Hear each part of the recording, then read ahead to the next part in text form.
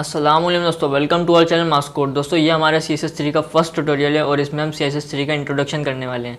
What is CSS? CSS एक cascading style sheet है जो हमारे HTML एलिमेंट्स को स्टाइल देने में मदद करती है। स्टाइलिंग कैसे? जैसे कि उनकी फ़ॉन्ट फैमिली हो गई, उनके फ़ॉन्ट का कलर चेंज करना हो गया, उनका बैकग्राउंड, उनकी अलाइनमेंट, उनकी एनिमेशन और भी बहुत कुछ CSS में है। CSS बहुत बड़ी लैंग्वेज है, इसको हम यहाँ इसी कोर्स में हम बेसिक से एडवांस तक सीखेंगे। और CSS सीखने के लिए आपको लाजमी HTML आना ही चाहिए। Why use CSS3? अभी हमने जैसे कि बताया कि बगैर CSS के हमारी वेबसाइट कुछ इस तरीके से है जो ब्लैक एंड वाइट आ रही है, ये सिर्फ HTML है। और आप आगे देखेंगे कि HTML प्लस CSS कितनी खूबसूरत नज़र आ रही है, स्टाइलिश नज़र आ रही है, कलरफुल नज़र आ रही है। CSS का जनरल सिंटैक्स। CSS का जो जनरल सिंटैक्स होता है वो 3 पार्ट्स पर होता है: सेलेक्टर, प्रॉपर्टी और वैल्यू। सेलेक्टर क्या होता है? सेलेक्टर हमारे पास एक HTML का एलिमेंट होता है जो जैसे कि टैग हो गया हमारे पास, उसमें H1 भी आ सकता है, पैराग्राफ टैग भी आ सकता है, यानी कि जितने भी हम HTML टैग्स होते हैं वो CSS पे हम selector as a selector use करते हैं।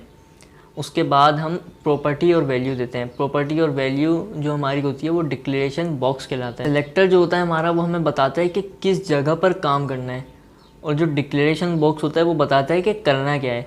प्रॉपर्टी और वैल्यू। प्रॉपर्टी और वैल्यू की कुछ एग्जांपल देख लेते हैं। जैसे कि यहाँ पर एक लड़का है, वो बोल रहा है कि I want to buy a shirt.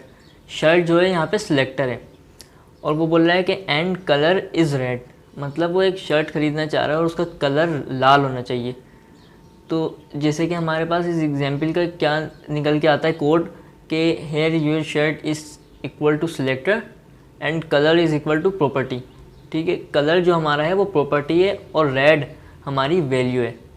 तो हमारा CSS कोड कुछ इस तरीके से होगा कि शर्ट सिलेक्टर हो गया, फिर कर्ली ब्रैकेट्स, फिर कलर आएगा, फिर कॉलन आएगा, फिर रेड आएगा, उसके बाद हम सेमी कॉलन से इसको क्लोज कर देंगे। CSS को इम्प्लीमेंट करने के 3 तरीके होते हैं। उसमें सबसे पहला जो आता है वो हमारे पास है इनलाइन CSS। इनलाइन CSS उसको कहते हैं जब हम HTML टैग के अंदर ही CSS को लिखते हैं तो उसे हम इनलाइन CSS कहते हैं। जैसे कि यहाँ पर हमारे पास एक H1 का टैग है, उसके बीच में हेलो वर्ल्ड लिखा हुआ है, तो हमने H1 का जो फर्स्ट ओपनिंग टैग है उसमें ही स्टाइल का एट्रीब्यूट डाल के इक्वल डबल कोटेशन लगा के कलर रेड कर दिया। मतलब इसमें सेलेक्टर नहीं था। इसमें सेलेक्टर हमने क्यों यूज़ नहीं किया?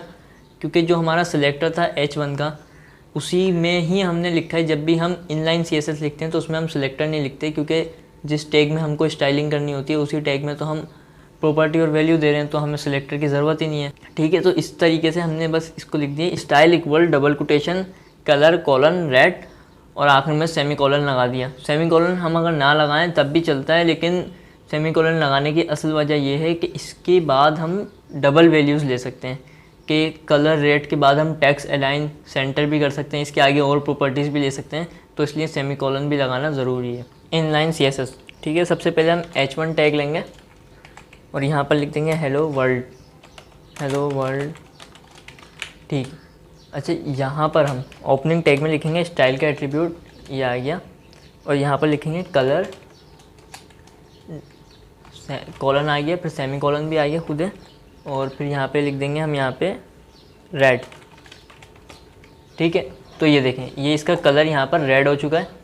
इसकी दूसरी टाइप आती है हमारे पास इंटरनल CSS। इंटरनल CSS किस तरीके से होती है कि वो हमारे पास HTML फाइल में ही होती है, लेकिन स्टाइल टैग के अंदर हमने CSS डिफ़ाइन करी हुई होती है। अच्छा, स्टाइल टैग अब आप किस जगह पर देते हैं? स्टाइल टैग ज़्यादातर प्रोग्रामर्स हेड टैग में ही देते हैं, और जो कि मैं भी रेफ़र करूँगा, क्योंकि हेड टैग में देना सही है, और बॉडी टैग में भी वैसे आप दे सकते हैं, लेकिन बॉडी टैग में देना बेकार है। क्यों? इसकी वजह है बहुत बड़ी। जब भी ब्राउज़र कोड को रीड करता है तो वो ऊपर से करता है, पहले HTML को फिर हेड टैग को। जब भी वो हेड टैग को रीड करेगा तो हमारा HTML की जो भी स्टाइलिंग होगी वो पहले शो हो जाएगी, और फिर कोड वो बाद में लोड करेगा, तो इससे हमारी वेबसाइट बुरी नज़र नहीं आएगी। वरना क्या होता है, लोग बॉडी टैग में लास्ट में दे देते हैं CSS के स्टाइल टैग को भी, तो उससे क्या होता है कि पहले हमारा HTML का कोड रन हो जाता है, फिर हमारी स्टाइलिंग आती है, तो वो बुरी लगती है। अच्छा, इसको करने का तरीका कुछ ऐसे है कि हमने हेड टैग में स्टाइल का एलिमेंट ओपन एंड क्लोज किया, उसके बाद हमने H1 दिया। H1 हमारा सिलेक्टर है, जो कि हमने बॉडी टैग में H1 दिया हुआ है, तो हमने सिलेक्टर से इसको कॉल करवाया और इसका कलर ग्रीन करवा दिया। ठीक है, यहाँ भी वैसे ही था, सिर्फ सिलेक्टर आ गया और स्टाइल के टैग्स आ गए। Internal CSS। अच्छा, इंटरनल CSS के लिए हमारे पास हेड टैग में हम स्टाइल टैग लेंगे, यहाँ पर, और यहाँ पर हम लिख देंगे H1, सिलेक्टर का नाम लेंगे H1, फिर कर्ली ब्रैकेट्स, फिर लिख देंगे कलर कॉलन रेड, फिर इसको सेमी कॉलन से बंद कर देंगे। सॉरी, यहाँ पे सेमी कॉलन ले लिया, कॉलन लेना था, ठीक है। इस तरीके से ये देखें, अब ये भी रेड हो गया। तीसरी टाइप हमारे पास आती है एक्सटर्नल CSS की। एक्सटर्नल CSS किस तरीके से काम करती है? एक्सटर्नल CSS एक अलग फाइल होती है जो CSS के एक्सटेंशन से बनाई जाती है। मतलब हमारे पास जैसे हम HTML की एक फ़ाइल बनाते हैं तो उस पर हम लिख देते हैं कुछ भी नाम और .html की एक्सटेंशन देते हैं, तो ऐसे ही एक और फाइल बनेगी, उस पर एक्सटेंशन आएगी .css की। वो हमारे HTML से कैसे लिंक होगी? वो हमारे पास एक लिंक का ही टैग आता है जो उसको कनेक्ट करवा। इसी तरीके से कि हमारे पास लिंक का एक टैग है जो हेड टैग में हमने लगाया है, उसके बाद उसके एक रिलेटेड का एट्रीब्यूट है rel नाम का। रिलेटेड का क्या काम है कि ये जो लिंक है, ये जो फाइल है, ये रिलेटेड करती है स्टाइल शीट से, मतलब इससे स्टाइलिंग हो रही है आपकी साइट में।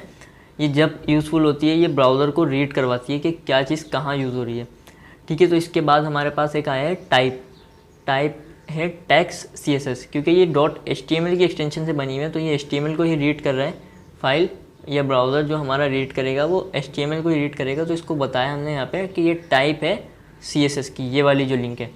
उसके बाद हमारे पास सबसे इम्पोर्टेंट href का एट्रीब्यूट आया है जो कि हमारा URL देगा, मतलब जहाँ पर हमने फ़ाइल रखी हुई है। अगर उसी फोल्डर में फ़ाइल रखी हुई है तो आप फाइल का नाम, जैसे कि यहाँ पे स्टाइल था और आखिर में .css की एक्सटेंशन दे सकते हैं। एक्सटर्नल CSS के लिए हमारे पास एक और फोल्डर बनाना पड़ेगा।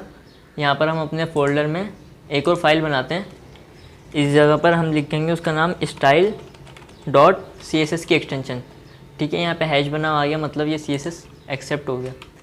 यहाँ पर हमें कोई भी कोड एक्स्ट्रा में नहीं लिखना है, सिर्फ हम अपना एलिमेंट का नाम लिखेंगे। यहाँ वाला, इस वाले कोड को काट देते हैं जी, इस सेलेक्टर का नाम लिखेंगे और फिर वही यहाँ पर लिख देते हैं H1 कर्ली ब्रैकेट्स और फिर कलर रेड या ग्रीन लिख देते हैं, इस बार ग्रीन, ठीक है। यहाँ पर ग्रीन हो गया। अब अभी भी ये ग्रीन नहीं हुआ, क्यों? क्योंकि हमने इसको लिंक नहीं करवाया।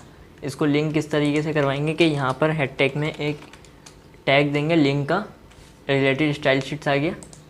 यहाँ पर टाइप भी दे देंगे, टाइप टेक्स्ट /CSS, ठीक है। href के एट्रीब्यूट में हम उसकी पाथ डिफाइन करेंगे, डायरेक्शन style.css, क्योंकि ये सेम फोल्डर में तो हमें ज़रूरत नहीं पड़ी।